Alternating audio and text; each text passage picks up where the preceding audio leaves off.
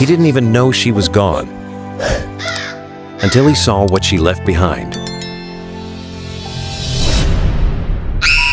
3 children, 1 grave, and a father who came too late or just in time.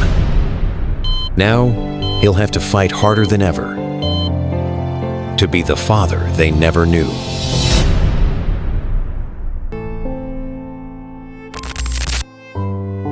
Watch till the end and bring tissues.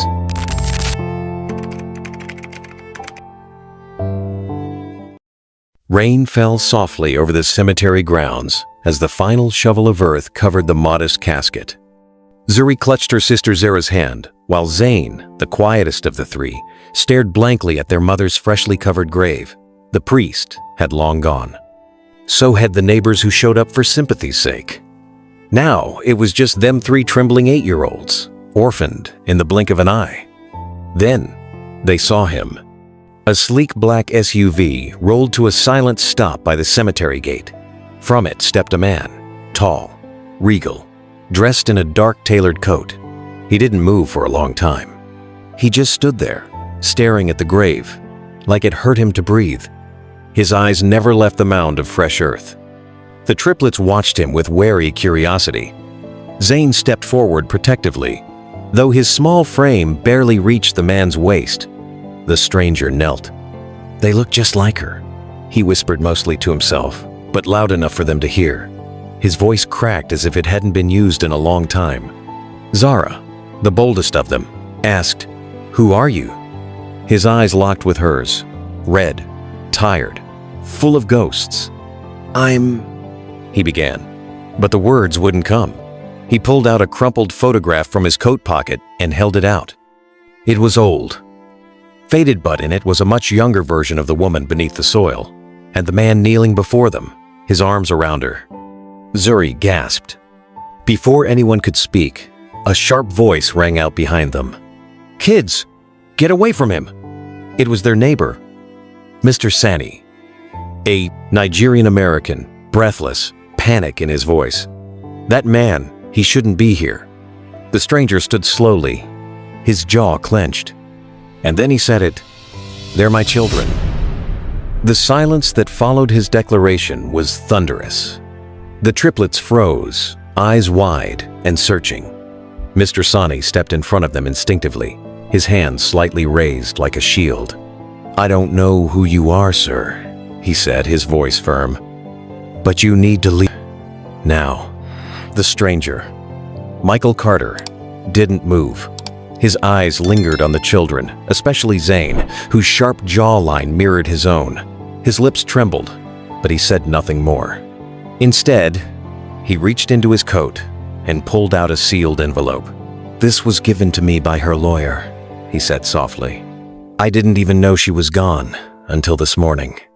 He placed the envelope on the grave, fingers lingering. "I loved her once, more than anything. I didn't know she had children. I didn't know they were mine." Mr. Sani narrowed his eyes. "You're saying you're Adeline's ex?" Michael's silence was answer enough. The triplets stood behind the older man, unsure of what to feel. Curiosity, fear, or longing. Zara glanced at the envelope. Zuri gripped her sister's hand tighter. Zane looked down at his shoes. Michael stepped back. "I just needed to see her. To see them. I won't make trouble." His voice cracked again. "But I need to know. Why didn't she tell me?" Mr. Sani didn't respond. He simply stared, his jaw tightening. After a long moment, he said, "You want answers? You should talk to her sister." Michael flinched. "I thought her family disowned her." "They did," Mr. Sani replied, eyes narrowed. "But her sister showed up after the funeral. She left this with me." He handed Michael a business card, scribbled with an address in Georgia. "She might have the truth you're looking for." Michael turned to leave, but not before looking at the triplets one last time. "Tell them," he said softly, "I'll be back." And then he was gone. But Mr. Sani's words echoed in the air long after. "She might have the truth you're looking for." Michael's luxury car hummed quietly as he drove down the winding road into rural Georgia. Past clusters of pine trees and weather-worn houses, the address Mr. Sani gave him led to a modest white cottage on the outskirts of Savannah. The air was heavy, as if holding its breath. He parked and stepped out, clutching the business card like a lifeline. His heart pounded, not from fear, but guilt. Memories of Adeline flooded his mind. Her laugh, the way she'd challenge him when he got too proud, the tears in her eyes the last time they spoke, when she walked out of his life and never looked back. He knocked once, then again. A woman opened the door, wearing a faded sweatshirt and jeans. She looked older than Adeline, with tired eyes and a guarded expression. Her name was Melissa Parker, Adeline's only sister. "You must be Michael Carter," she said flatly, arms crossed. Michael nodded. "I just found out. About her? About the kids?" Melissa didn't flinch. "You found out too late. I didn't know she had children. If I had," she cut him off. "That's the thing. You didn't know a lot of things, Michael. You didn't know she was pregnant. You didn't know she almost died giving birth. You didn't know she worked double shifts to feed those kids while you were out building your empire." Michael swallowed hard, guilt tightening around his throat. "She never told me," he said. Melissa stepped aside. Maybe it's time he'd what she did leave behind. She led him into a quiet living room and handed him a leather-bound journal. Adeline's name was engraved on the cover. Michael opened it with trembling hands. The first page read, "To the man I once loved, and the children you never met." But before he could read further, Melissa's phone rang. She picked up. Her expression changed instantly. "What?" she whispered. Her eyes darted to Michael. "It's the kids. Something's happened." Her face went white. "What?" No. What do you mean he was hit by a car?" "Oh my God." Michael stood up, heart thundering. "What happened?" Melissa dropped her keys. Her breath came in ragged gasps. "Zane, he ran into the street. A car hit him." Michael's world tilted. "Is he?" "They said he isn't breathing," she choked out. "They're rushing him to Memorial General now." The room spun. Michael grabbed his coat, hands trembling violently. "Let's go, now." The ride was a blur of red lights and horn blasts. Rain had started falling soft, mocking, too gentle for the chaos inside Michael's chest. His fists clenched as memories of Zane's small, serious face filled his mind. He had just found him, and now he's lost him. At the hospital, it was pandemonium. Sirens wailed outside. Nurses moved like ghosts down pale hallways. Zuri sat frozen in a corner, arms wrapped around herself. Zara was screaming. Wild, uncontrolled sobs. As Mr. Sani tried to hold her, Michael dropped to his knees in front of them. "What happened?" Zuri's voice trembled. We were walking home. Zane saw a dog across the street. He loves dogs. He ran before we could stop him." Zara wailed. "He didn't see the car! He didn't see it!" Michael's eyes blurred. "Was he talking?" Zuri nodded. "No, he wasn't. His leg, it bent the wrong way, and his head was bleeding." Just then, a doctor stepped into the waiting room. "Family of Zane Parker?" Michael stood. "Yes, I'm his father." The doctor didn't smile. There was massive internal bleeding. Head trauma. He's in a coma. Michael staggered, clutching a chair for balance. The doctor added softly, "If there's anything you want to say to him, now would be the time." Michael stood at the doorway to the ICU, unable to move. Behind the glass, Zane lay still. Too still. A breathing tube snaked down his throat, bandages wrapped around his skull. Machines beeped steadily beside him, too loud in the deafening silence of grief. His small frame was dwarfed by the hospital bed, looking like a broken toy, helpless and cold. Michael's legs finally gave way, and he sank into the chair beside his son's bed. His son. The word stabbed deeper now, because Zane didn't even know who he was. And yet here he was, bleeding, bruised, hanging on to life. A nurse stepped in gently. "He's not conscious, but hearing is the last thing to go. Talk to him. He might hear you." Michael nodded numbly. Then he reached for Zane's little hand. It was pale, fragile, still sticky with dried blood. "Hey, buddy." His voice broke instantly. He cleared his throat and tried again. "I'm Michael. I'm your dad. I know you don't know me, and you have every right to be mad about that. I would be too. But I'm here now. I'm here." Tears streamed freely down his face. "I missed 8 years. I missed your first steps, your first words. I didn't even know you existed. But if you'll let me, I'll never miss another moment again." The machines beeped on. Michael lowered his forehead to the boy's hand. "I'm not rich where it matters. Not in time, not in love. But I want to give you everything I have left. Please, Zane, come back." Then, just as he whispered, "Don't leave me like she did." The monitors blared. Sharp, violent alarms. Nurses stormed in. His heart rate's dropping. They shoved Michael back as the crash team rushed in. And just before he was pulled from the room, Michael saw it. Zane's fingers twitched. The heart monitor screamed a jagged, erratic rhythm as nurses surrounded Zane's bed. Michael stood just beyond the curtain, fists clenched, nails digging into his palms. He couldn't see his son anymore. Only a blur of white coats and panicked commands. "BP crashing. Push epinephrine now." Michael's body shook. He had faced boardrooms, cut billion-dollar deals, crushed competitors, but nothing in his life had ever made him feel as powerless as this. His child was fighting for his life, and there was nothing he could do. He turned to Melissa, who had just arrived. Her hands covered her mouth, and she was crying now.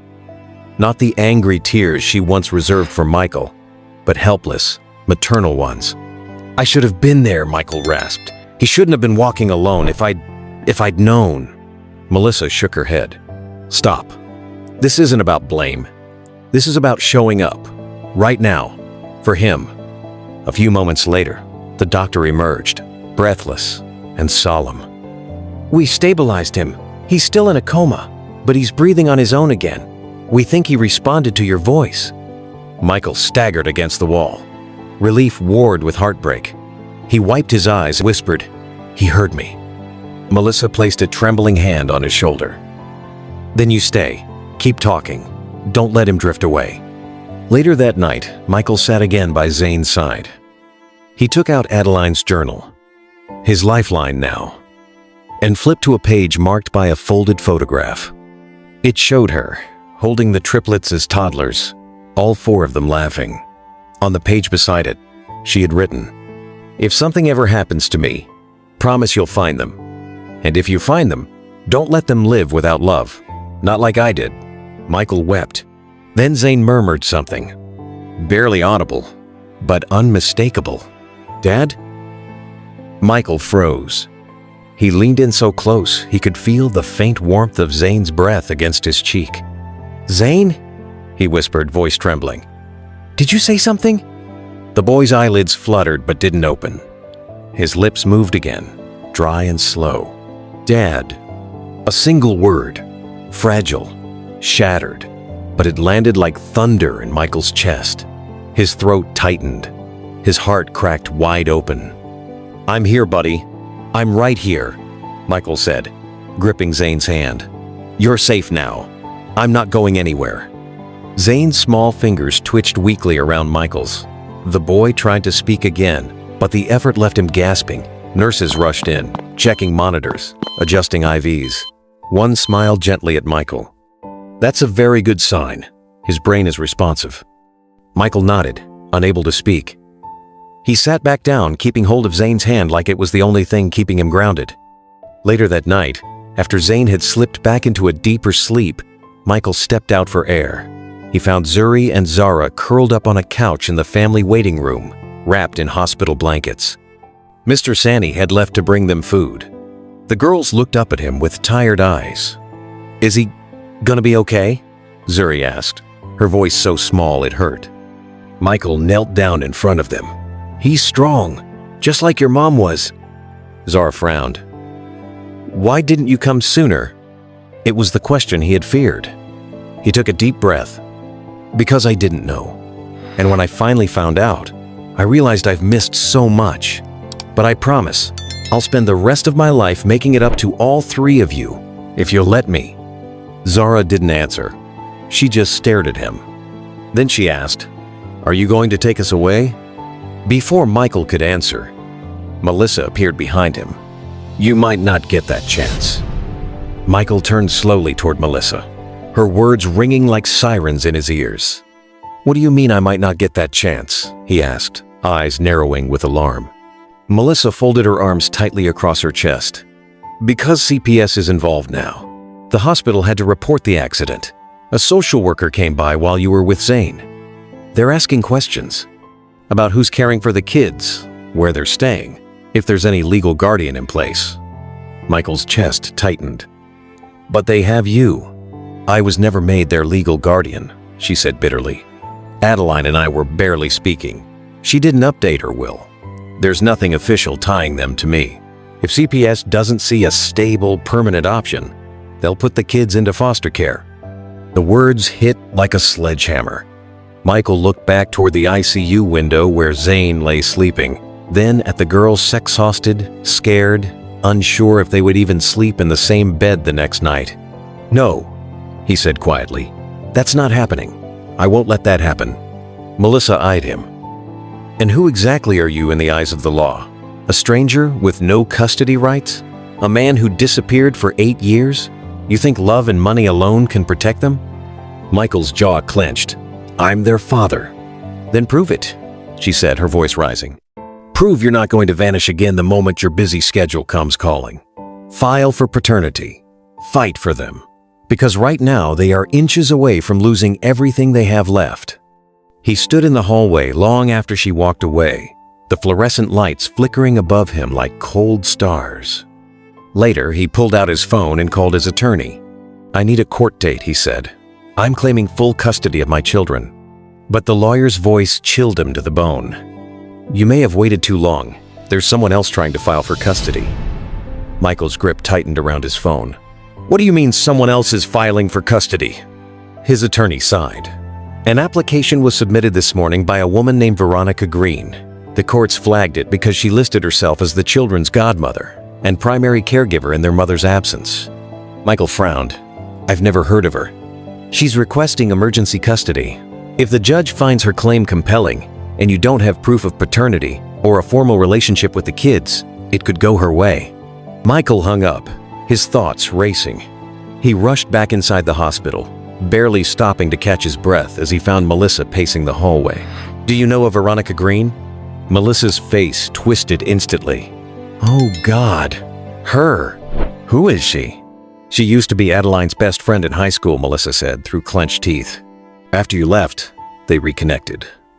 Veronica helped her after the birth, but they had a falling out.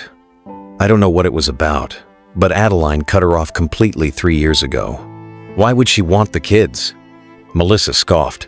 "Because Veronica always wanted what Adeline had. She couldn't have children, and she resented Adeline for having 3. And if she gets custody now, she gets the sympathy, the attention, maybe even access to your money if you're named the father." Michael felt like the floor was shifting beneath him. "I'm not letting her take them.